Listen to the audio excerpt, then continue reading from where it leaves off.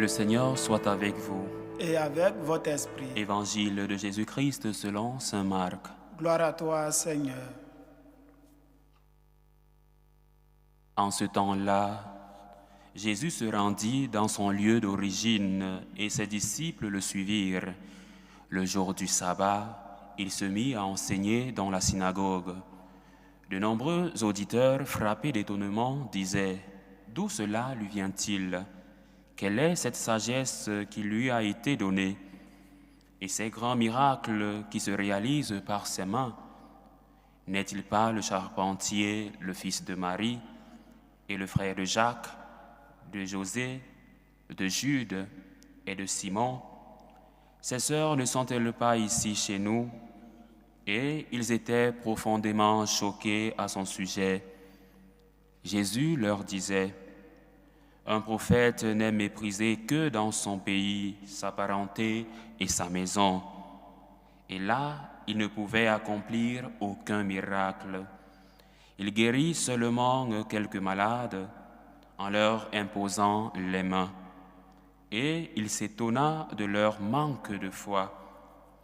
Alors Jésus parcourait les villages d'alentour en enseignant. Acclamons la parole de Dieu. Louange à toi, Seigneur Jésus.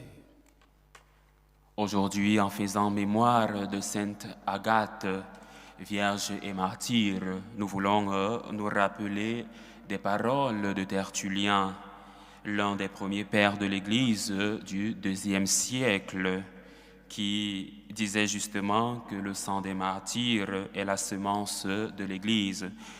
Le sang des martyrs est la semence des chrétiens. C'est-à-dire que chaque fois que il nous est donné de célébrer un martyr, nous devons nous souvenir que notre foi repose aussi sur des témoins qui ont donné leur vie pour le Christ, pour témoigner de leur foi.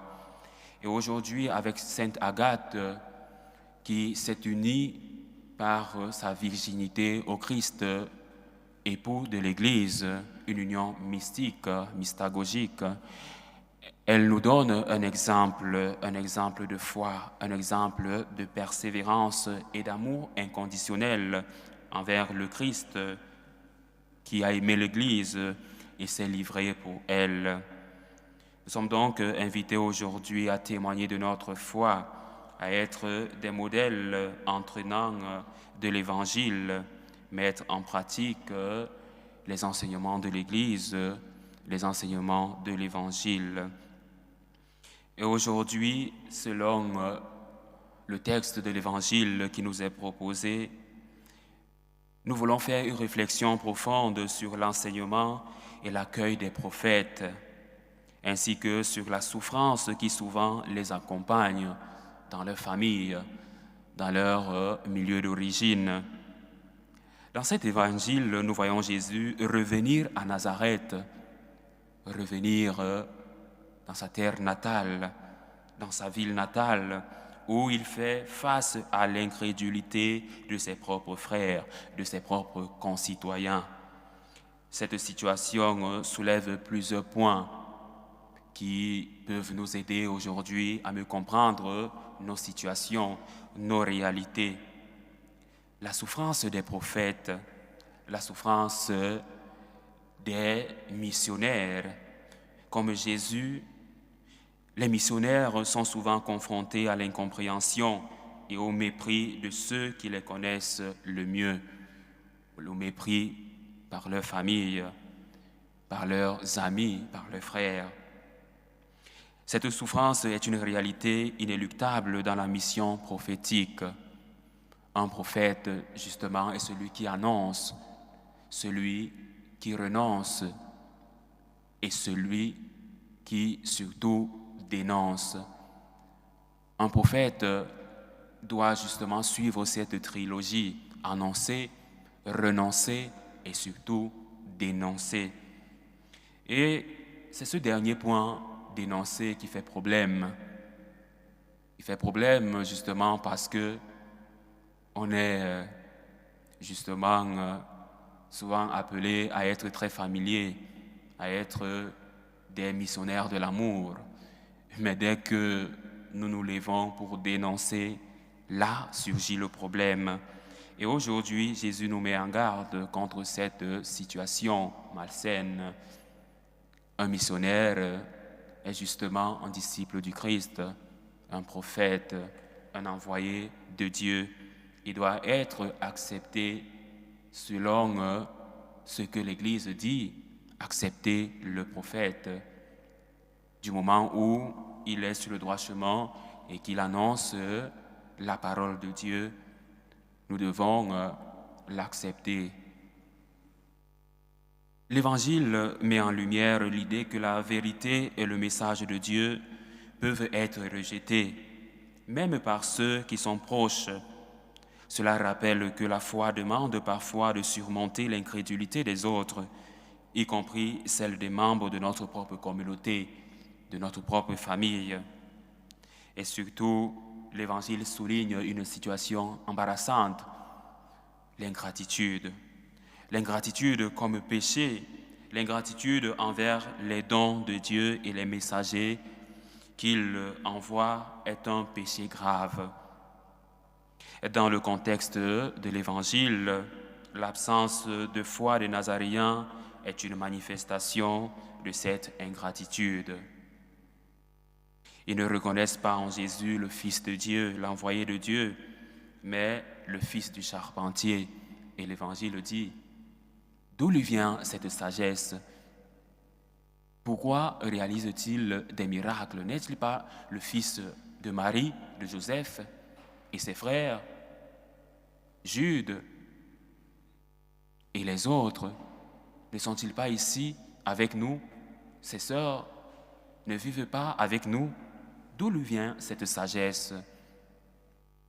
Et ce sont ces mêmes questions qui font souvent surface et qui sont très embarrassantes pour les missionnaires, pour souvent des prêtres, non, des prêtres dans nos familles, puisque nous les avons vus grandir.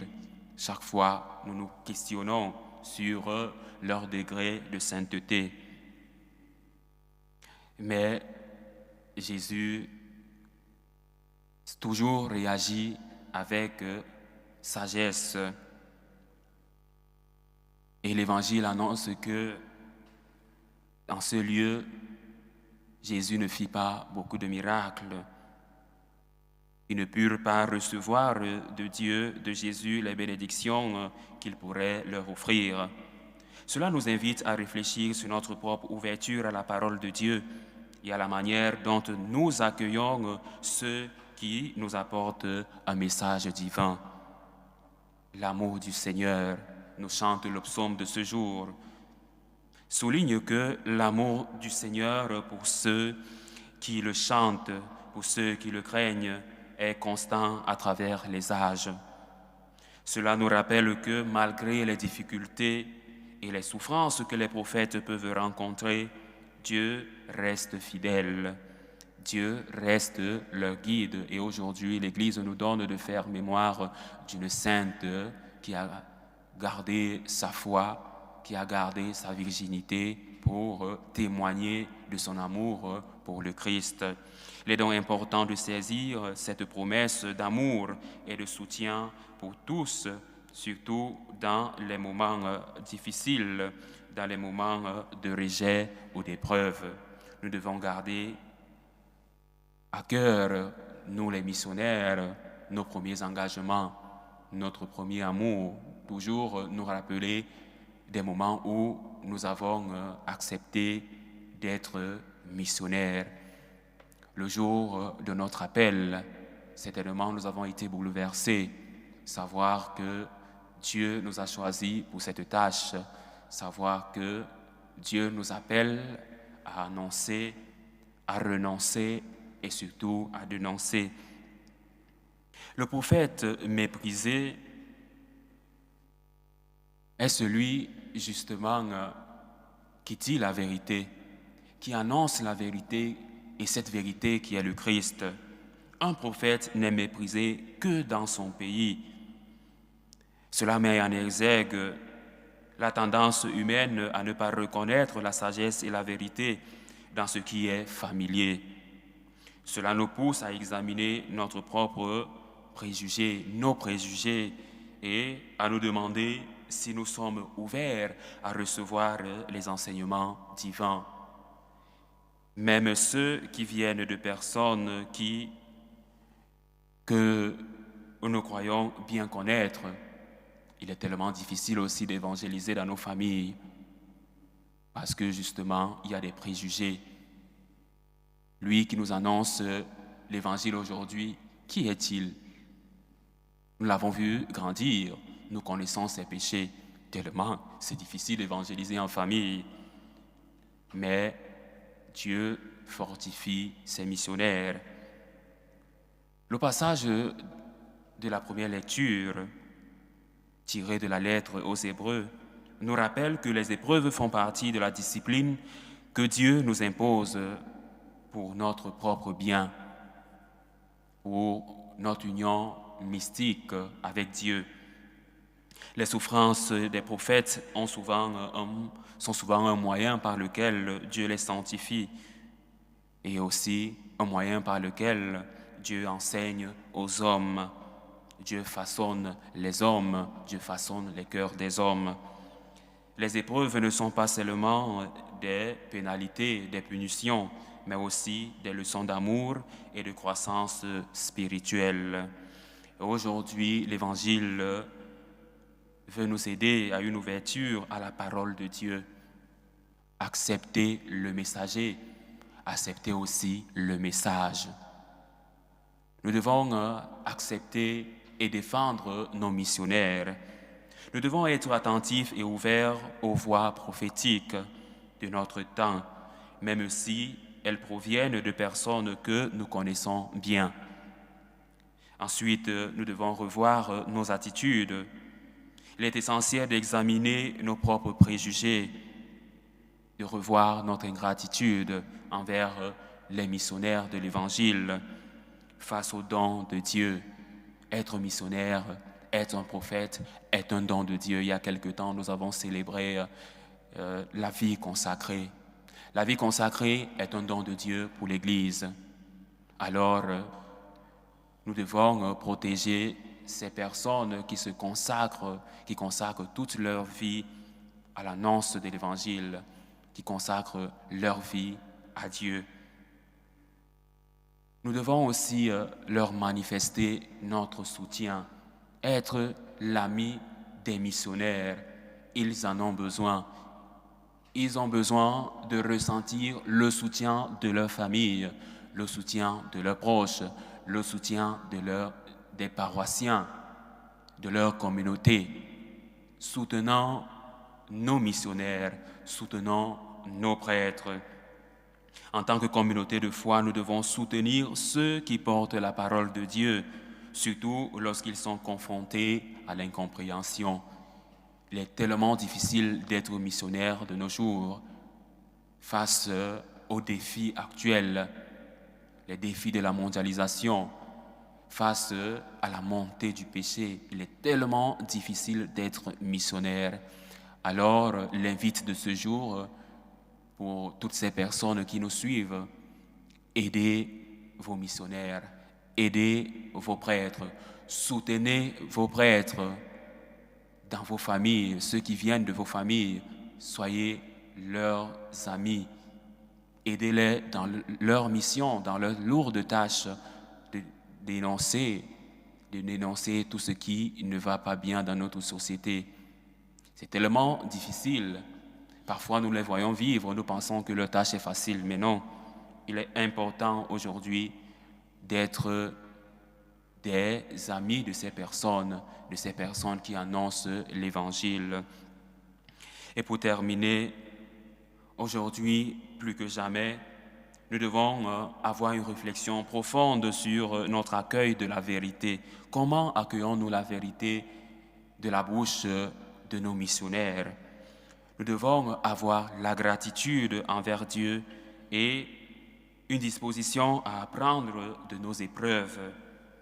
C'est un appel à vivre notre foi avec ouverture et avec amour. Et aujourd'hui, nous allons demander l'intercession de Sainte Agathe pour qu'en reconnaissant la présence de Dieu dans les messagers et les situations difficiles de notre vie, nous puissions nous unir au Christ, époux de l'Église. Loué soit Jésus-Christ. À jamais.